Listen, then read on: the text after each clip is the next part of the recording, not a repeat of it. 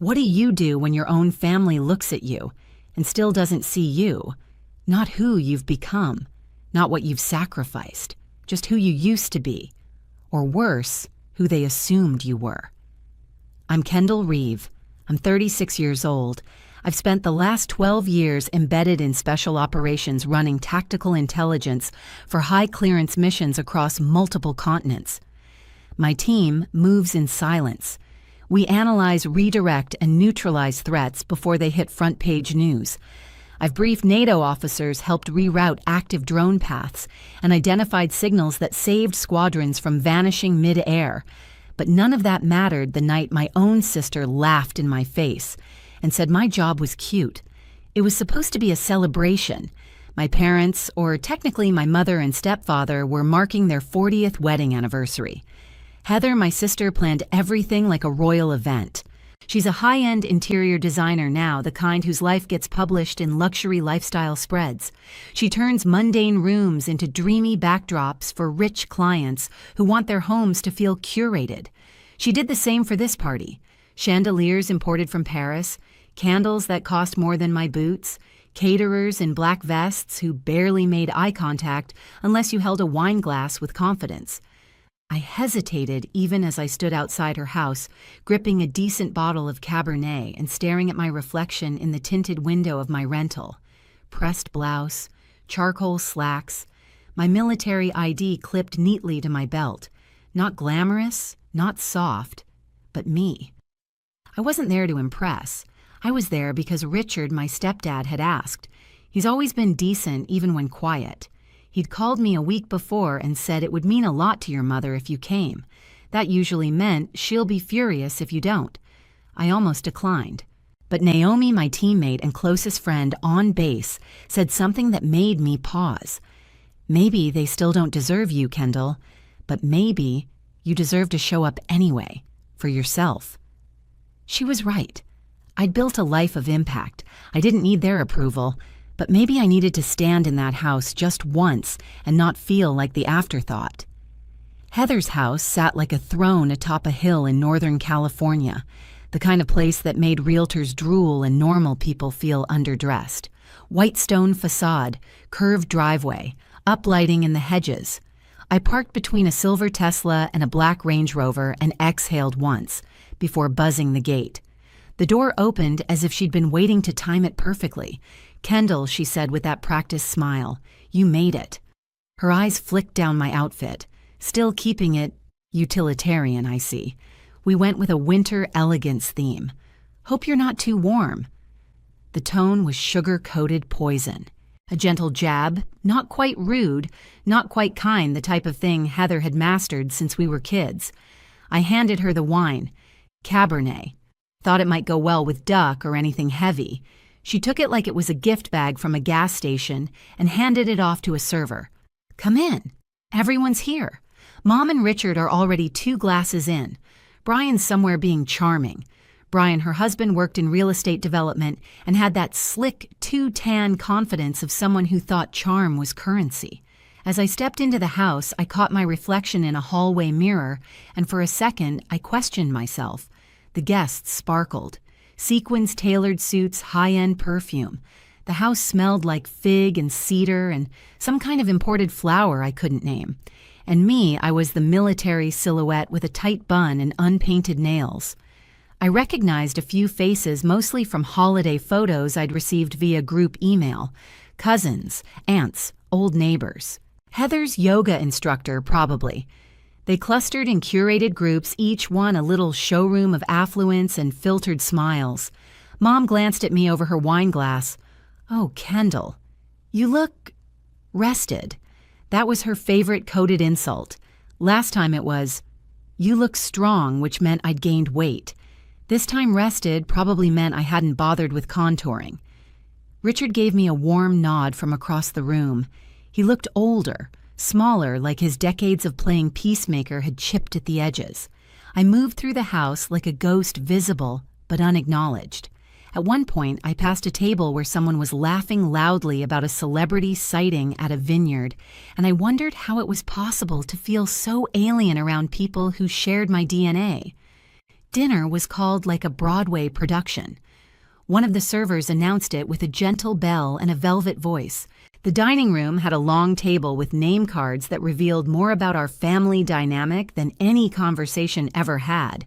Heather and Brian at the head, Mom and Richard beside them, Emma, Heather's daughter, directly across from Heather, of course. Landon's card was near the middle, mine between Uncle Ron, who once asked me if women in the Army had to carry tampons in their vests, and Cousin Elise, who believed fonts had vibrational frequencies. I sank into my chair and folded my napkin slowly. This wasn't dinner. This was performance art. And I was the extra who didn't know her cue. The food was plated like art. Duck confit with blood orange reduction, hand-carved vegetables in symmetrical patterns. But I barely touched mine. Not because I wasn't hungry, because I knew what was coming. Heather clinked her glass to command attention. Brian's resort project just broke ground on Phase 2, she said proudly, and Emma just got early admission to Columbia. Full ride applause, toasts. Mom dabbed a tear and said she always knew Emma was the special one. Then Heather, with the performance timing of someone used to stealing scenes, smiled sweetly and said, "But tonight isn't just about us, it's about family, and we're so lucky Kendall could make it." Every head turned to me. My fork hovered mid-air, still doing what exactly Kendall Heather continued. Military admin, I didn't blink. Tactical intelligence, I said calm and clipped. I manage field strategy for special ops teams overseas. She tilted her head. So, like spreadsheets. A ripple of laughter. Someone quipped, "Guess you're the reason the Pentagon keeps asking for more funding." I set my fork down. Last month, one of my predictions prevented an ambush in Syria. We avoided casualties. That wasn't a spreadsheet. That was a decision tree based on live intel fed through multiple global networks. Silence. Cousin Elise tried to recover. Wow, that's something. Heather turned to Emma. "Anyway, we're thinking of Tuscany this summer. You'll love it. Villas, wine, hot air balloons." That did it. "Must be nice," I said, not looking up.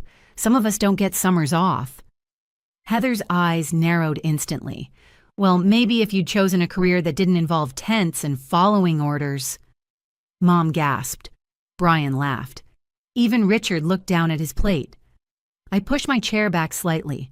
"I don't follow orders. I issue them, and those orders save people's lives." You could have heard the chandelier hum. Uncle Ron cleared his throat like he was rescuing a PR disaster. What Kendall's trying to say is that every job matters, even the behind-the-scenes ones. I turned toward him slowly. "No, I'm not trying to say anything. You just don't know how to listen." The silence held, and then I stood. Not in anger, in precision. The kind I learned in briefing rooms and blackout operations. Calm, still, sharp. "Excuse me," I said, and walked toward the hallway. I gripped the stair rail until my knuckles turned white. The marble under my boots felt too polished, too fake. I wasn't angry. I was exhausted. Exhausted from being the afterthought, the polite joke, the background noise, the woman they couldn't brag about because they didn't understand her. I'd intercepted intelligence that had redirected drone flights mid-air. I'd translated obscure dialects on encrypted transmissions. I'd sat across from foreign agents and walked out with classified data intact. But to my own family, I was just Kenny, the one who never wore heels, the one who didn't fit the photo albums, the one who didn't belong. I almost didn't go back in. But then I remembered Naomi's voice again, soft but grounded. "You don't show up for them, Kendall. You show up to remind yourself of who you are." So I did. I returned to that table like a ghost returning to her own funeral. Not for their approval, for my own reckoning.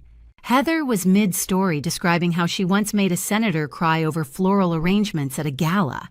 Her voice sparkled. The guests were leaning in again. That's when the doorbell rang. The bell echoed like a warning shot through the dining room. Heather froze mid-sentence. The candlelight flickered. "We're not expecting anyone," she said, voice tight. Brian stood reluctantly adjusting his cufflinks as if it were beneath him to answer the door in his own home. The room buzzed softly with curiosity. Then came the voice not from Brian, but from the entryway. "Excuse me, is Major Reeve present?" Every glass was lowered. Every head turned. Every breath held. I rose slowly. My legs moved before my brain could catch up. I hadn't told base I was here. I hadn't checked in anywhere. There was no operational need, no pending tasking, no reason. Then he stepped into view. Sharp flight uniform, boots silent on hardwood, jaw set, shoulders squared. It was Landon, Heather's son, my nephew.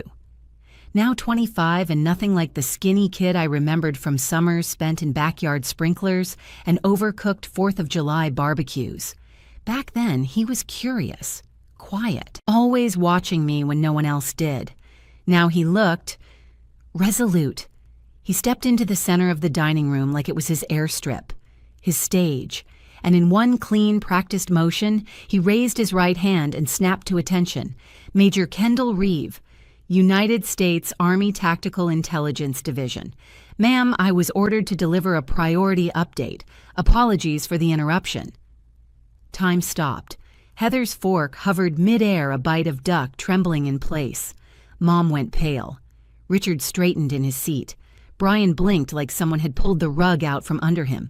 Someone, maybe, Cousin Elise, mouthed the word Major. I returned the salute without thinking, my hand steady. My heartbeat roared in my ears. "Lieutenant Morgan," I replied evenly. I wasn't expecting a field dispatch. Landon lowered his hand and stood at ease, calm as ice. Colonel Harrington requested I deliver briefing materials in person, said it couldn't wait until morning. Heather finally found her voice. "Landon? What? What are you doing? You can't just... This is a private dinner." He turned to her respectfully, but with zero apology. "I'm on assignment, Mom." Then he turned to the table, voice firm and steady. In case it wasn't clear, Major Reeve was the strategic lead on Operation Kingshield. Her intel saved my squadron last month during a zero-visibility flight out of Eastern Europe. We were 3 seconds from being locked onto by a targeting system. She rerouted us. We're alive because of her. Silence. Real silence. Not awkward, not embarrassed. Just the heavy, stunned stillness that follows a truth too big to ignore. My mother's lips were parted slightly. She didn't speak, couldn't. Heather's face had drained of its usual glow. She looked like someone who had forgotten her lines in the middle of her own show. Brian just blinked, still blinking. No one laughed this time. No one made a joke about spreadsheets. Landon pulled a sealed folder from inside his jacket. "This is for you, ma'am, from Colonel Harrington. Full encryption key and site directive inside." I took it silently. "We can debrief outside," I said. He nodded once. "Of course, ma'am. Sorry for disrupting your dinner." Then he turned on his heel sharp and practiced and walked out. And I followed. The imported rug barely muffled the sound of my boots. Behind me, 35 people sat in stunned, paralyzed silence. I didn't look back. The cold air outside hit different. Not cold like winter, cold like relief. I exhaled as the door shut behind me. No more chandeliers, no more seating charts, no more microaggressions disguised as concern. Landon stood by the fountain hands behind his back in classic military form, but when he looked at me, it wasn't formality anymore. It was pride. "Okay," he said, grinning. "That was dramatic as hell." I stared at him. "You ambushed me." He raised a brow, not apologizing. "Naomi told me where you were. Said your family was being themselves again. Figured maybe it was time someone showed them who you actually are." I folded my arms. "You called me Major, in front of everyone. That's your rank, isn't it?" I searched his face. There was no smugness, no showboating, just calm clarity. "You didn't have to do that." He shifted his stance. "Yes, I did. That data packet you flagged, the one you labeled Priority Echo, that intel saved us. Our bird was flying blind through fog so thick we couldn't see the wings. Your forecast vector rerouted us through a cold corridor 5 seconds before we would have lit up on thermal." He paused, then said it lower. "You didn't file paperwork. You delivered survival. They needed to hear that." He pulled a sealed envelope from his chest pocket. This really is for you, by the way. Colonel Harrington, briefing at 0700, but I may have exaggerated the urgency. I cracked a smile, a real one, the first in days. Well played. He stood tall again, but this time his salute was relaxed warm. You've got more people who respect you than you think, Aunt Kendall. Then he turned and walked into the night, leaving me alone in the quiet. And it wasn't lonely. It was earned. I stood there for a long time, envelope in hand, heartbeat settling. The same house that once made me feel so small was now behind me. The same people who once pitied my life were now speechless. And I wasn't angry. I wasn't craving validation. I wasn't waiting for an apology. What I felt was stillness. The kind of stillness that follows truth. Landon didn't come for revenge. He didn't storm in to humiliate anyone. He came to recalibrate the room, to shift the power by speaking it plainly. And he did. I had spent years waiting to be acknowledged, years wondering if I needed to explain myself better, if maybe I was the one who failed to connect. But standing there in my uniform holding classified documents from a colonel who trusted me with mission-critical data, I realized something I didn't need them to understand. Not anymore. By the time I arrived back at base the next morning, the sun had barely cleared the ridgeline. The desert air was sharp clean, the kind of air that didn't lie to you. I walked into the ops center and straight into Colonel Harrington's briefing. Cross-border chatter near the Turkish line, he said. Something's heating up. Reeve, I want your eyes on the Syrian corridor. Map it for choke points. If they're moving, we need to know where they'll land. I didn't hesitate. I sat down, pulled up the surveillance grid, started connecting signals like a composer writing music, no applause, no clinking glasses, just the steady rhythm of a keyboard, just the life I'd built one clear decision at a time. Later that afternoon, Naomi handed me coffee without a word. I raised an eyebrow. You told him. She smirked. He reached out last week, said he was tired of being told about you, figured it was time he saw the real thing. I shook my head. He didn't have to go that far. Naomi didn't miss a beat. You deserved that moment, Kendall. He just gave the room permission to see it. I nodded, not in agreement, in recognition. 3 days later, base security buzzed my line. Civilian requesting entry. Name Heather Morgan. For a moment, I thought I'd misheard. She'd never visited the base, never asked about where I worked, never even pretended to be curious. But now she was... Here I took a long breath. Escort her to conference room B.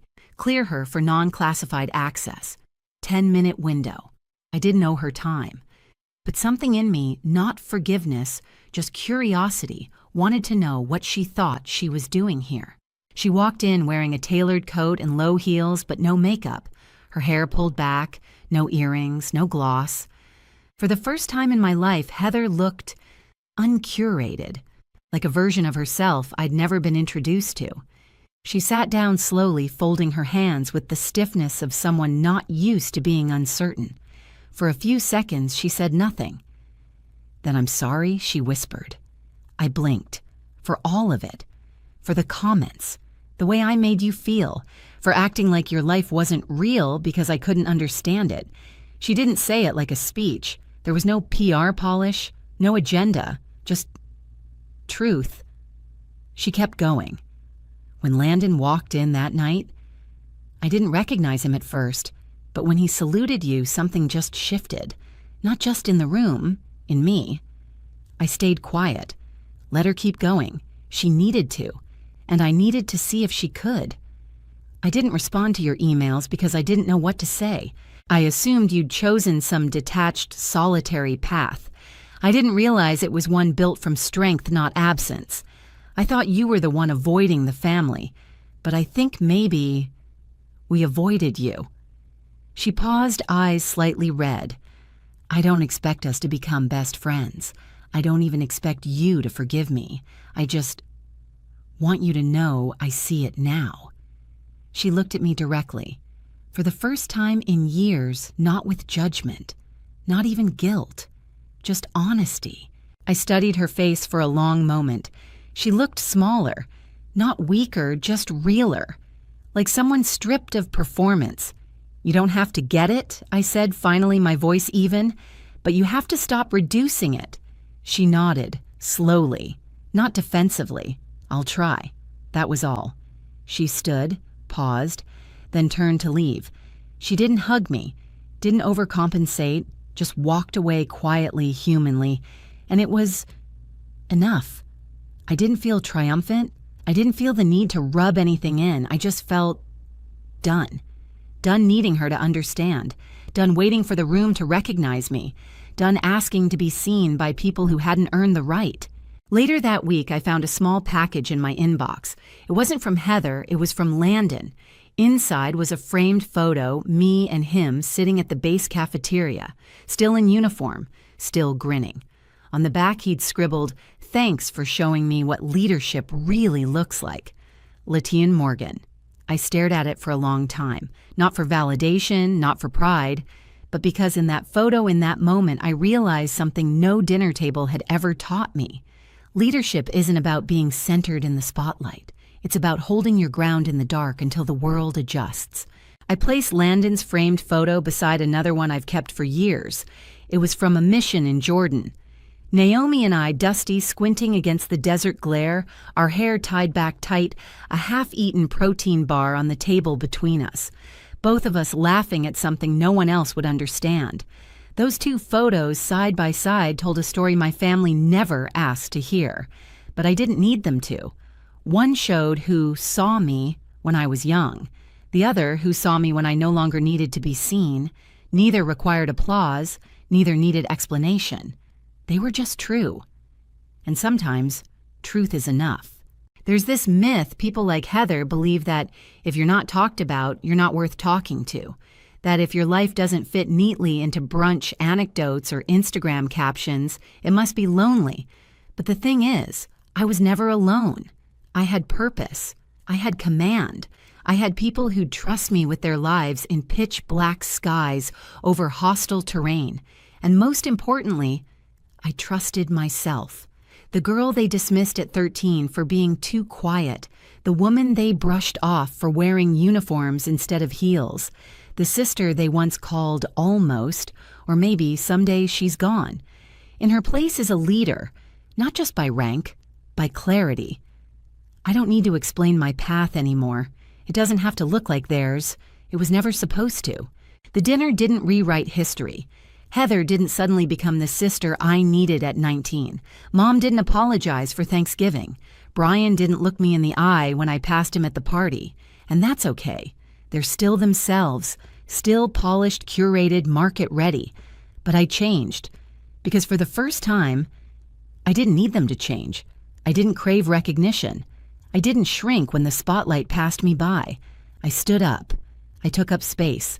And I walked out, not smaller, but solid. You don't owe anyone your visibility. You don't have to perform your worth. Some of us were never meant to fit at their table. Some of us were meant to build a new one.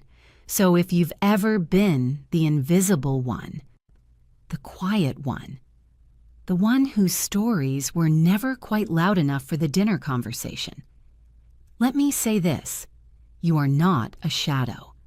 You are the structure. You are the reason the room holds shape. They just weren't facing you.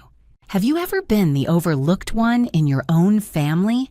The one who built a life in silence only to return and be met with polite dismissal? Drop your story in the comments. I want to hear it, because this channel is for us. For the underestimated, the uncelebrated, the ones who rise without permission. If this story hit home like the video, subscribe for more real, raw, and resilient stories. Because here you don't have to explain yourself. You already belong.